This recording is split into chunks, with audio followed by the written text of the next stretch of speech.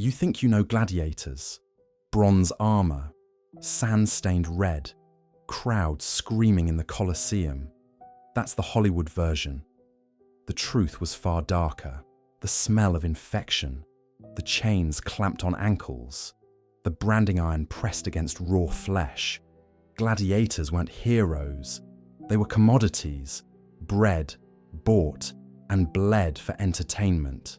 And Rome, the so-called cradle of civilization, feasted on their suffering.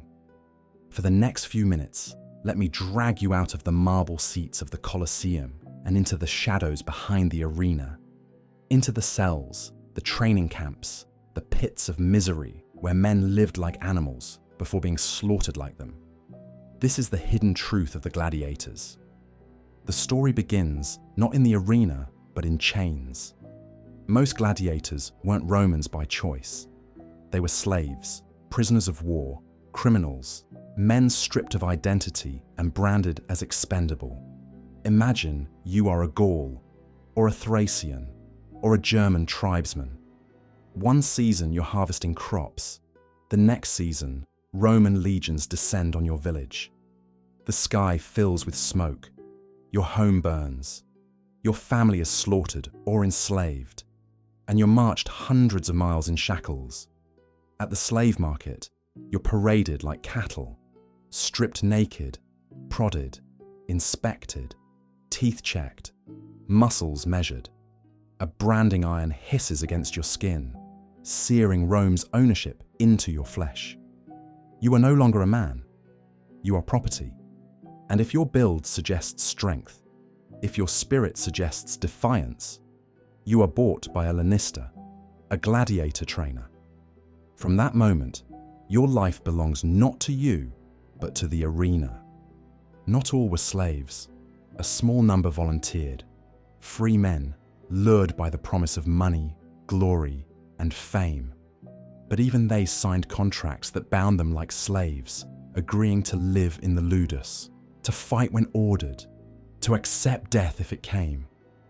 For them, freedom meant surrendering freedom. For the majority, there was no choice at all. The ludus, the gladiator school, was not a place of learning. It was a prison. High walls ringed the compound. Guards armed with whips patrolled the grounds. At night, cells were locked with iron bolts. The air stank of sweat, stale bread, and infected wounds. Punishments were brutal. Disobedience meant flogging, starvation, or confinement in a dark pit barely big enough to crouch in.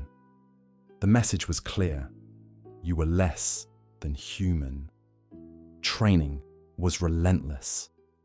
Gladiators rose at dawn. They trained with wooden swords heavier than iron, forcing their muscles to strain until exhaustion blurred vision. They drilled with shields, ran with sandbags tied to their backs, and sparred until blood stained the yard. Every mistake was punished. Drop your guard? A lash across the shoulders. Show weakness. Beaten by trainers. The lanista didn't want you alive as a man. He wanted you honed as a weapon. The diet was calculated.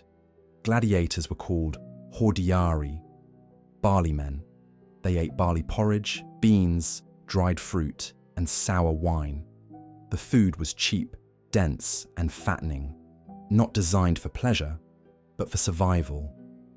The extra fat acted as a crude armor, helping to protect against shallow cuts. When a blade slashed, fat spilled instead of blood, keeping you alive long enough to make the fight entertaining. You weren't being fed like a man. You were being fattened like livestock. The doctors at the schools weren't healers in the modern sense. Their job wasn't to cure, it was to patch. Broken bones were splintered, deep wounds cauterized with hot iron. Dislocated joints were rammed back into place. Pain relief meant alcohol or opium if you were lucky. Infection was constant. Pus-filled sores, fevers, festering cuts. Men limped, coughed blood, sweated through night fevers, and still were pushed back into training. The goal was not to make you healthy, it was to keep you alive just long enough to bleed for Rome. But the arena wasn't filled with nameless men in the same armour. Rome turned gladiators into classes, each a theatrical role in a blood-soaked play. The Mumio, heavy armoured, with a plumed helmet shaped like a fish, a broad shield, and a gladius. The Secutor, the chaser, helmet smooth and rounded so a net couldn't catch, designed to face the Retiarius.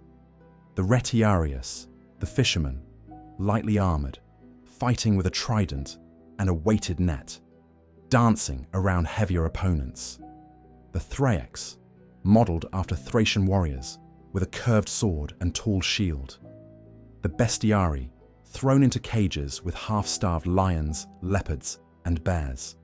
Each type was spectacle, each pairing carefully chosen to whip the crowd into frenzy. This wasn't battle, it was theatre, with blood for ink. The day of the fight began before dawn. The Colosseum loomed above Rome, its tunnels echoing with the roars of caged animals and the clanging of weapons.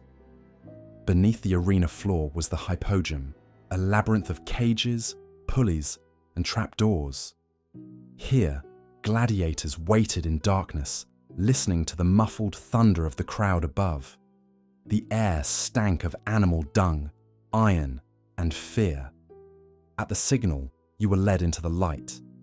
50,000 voices erupted, a wall of sound so loud it rattled your chest. The sun blinded you. The sand stretched before you, already stained red from the morning's executions. Across the arena stood your opponent. Maybe it was a man you'd shared meals with, trained with, laughed with. Today, he was the enemy. Today, one of you would bleed for Rome. Weapons varied. Some days it was man against man. Some days it was man against beast. Lions released through hidden trapdoors, claws tearing flesh, bulls driven into the sand, horns goring unarmed men, bears chained to posts, snapping jaws at fighters forced to approach. The Romans loved novelty. Executions were staged as reenactments of myths. Criminals dressed as characters from legend, then torn apart to match the story. Prometheus chained as a vulture, pecked out his liver. Orpheus mauled by wild beasts. These were not plays. They were slaughter dressed in symbolism. The fights weren't always to the death. Gladiators were valuable property, and owners sometimes preferred them spared. But death was never far. A fractured skull, a pierced lung, a severed artery. If the wound didn't kill you on the spot, infection finished the job days later. The Colosseum sand was soaked with blood, sweat, and tears. The air carried the metallic tang of iron. The crowd demanded more. To Rome, this was entertainment. To the men in the arena, it was agony. And then came the moment of judgment. A defeated gladiator could drop his shield, raise a finger, and beg for mercy. The crowd roared its opinion. Thumbs up, spare him. Thumbs down, kill him. In truth, the gestures varied, but the meaning was always clear. The emperor, or sponsor of the games, had the final say. A gesture, a whim, decided whether you lived another day or died where you stood. Imagine kneeling in the sand, bleeding, gasping for breath, waiting for a hand signal to decide your fate. Mercy or death, all in the flick of a wrist. The aftermath was just as brutal. The dead were dragged away with hooks by slaves called libitinari. Armour was stripped, bodies hauled through tunnels to mass graves outside the city. Some were burned, their ashes scattered. Others were dumped into pits with no marker, forgotten instantly. The sand was raked smooth.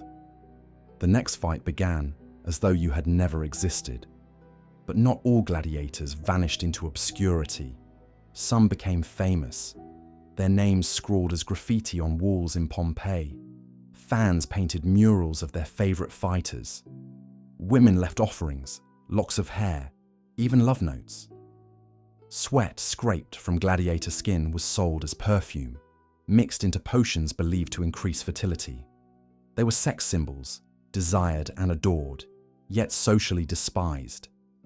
By Roman law, gladiators were infames, dishonored. They could not hold office, could not marry freely, could not be treated as full citizens. Loved in spectacle, hated in life. Fame was a curse. The more the crowd adored you, the more they demanded of you. A famous gladiator was pushed into deadlier fights, pitted against stronger opponents, expected to shed more blood. Survival only prolonged the suffering. To Rome, you were not a man. You were fuel for the machine. Yet some turned the weapons Rome gave them against the empire itself.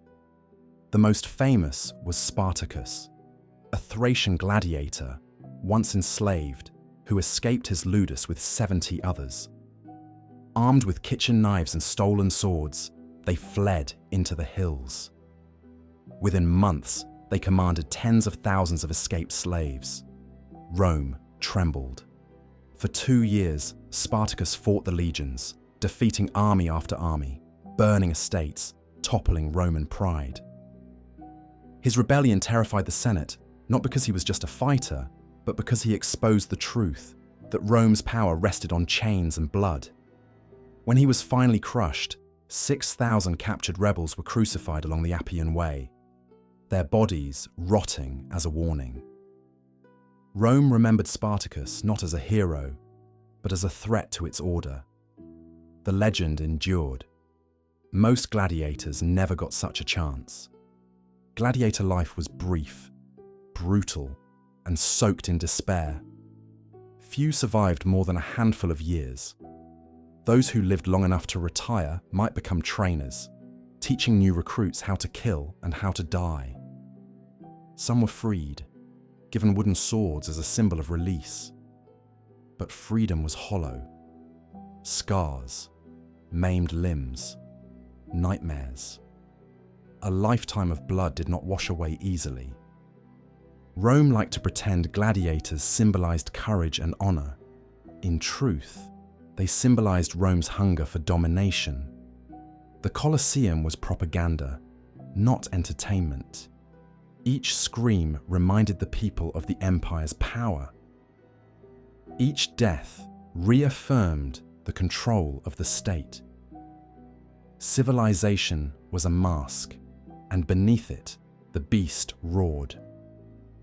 Walk through the ruins of the Colosseum today.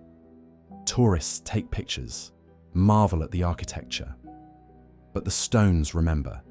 They drank the blood of tens of thousands. They heard the cries of men begging for mercy, the cheers of crowds demanding death. They echo with ghosts, not of heroes, not of legends, but of slaves, criminals, prisoners, men reduced to flesh for spectacle. That's the hidden truth of gladiators. Not the glory, not the grandeur, but the misery Rome demanded, and the men it devoured to feed its empire. Gladiators weren't warriors. They were victims. Rome didn't just conquer with legions, it conquered with blood in the sand. If this story shocked you, subscribe to Hidden in Time, where we uncover the stories history tried to bury. Because behind the marble and the myths, the past is darker than you've ever imagined.